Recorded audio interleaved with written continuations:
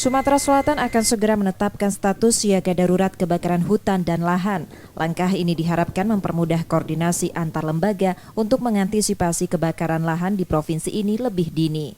Namun, ada 3 kabupaten yang sudah lebih dulu menetapkan status siaga darurat, Musi Banyu Asin, Ogan Kombring Ilir, dan Ogan Kombring Ulu Timur. Status siaga ditetapkan agar pemerintah lebih dini melakukan mitigasi kebakaran seperti mempersiapkan personil serta alat sarana dan prasarana pemadaman. Termasuk untuk menerapkan teknologi modifikasi cuaca hujan buatan. Dan kita lakukan juga upaya-upaya merapat koordinasi dan akan membuat status siaga darurat lebih awal. Sekarang sudah proses.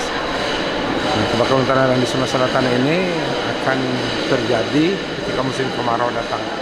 Puncak musim kemarau ini dari BMKG akan terjadi di bulan 5, 6 dan puncak musim kemarau di bulan 7, Juli, Agustus, September.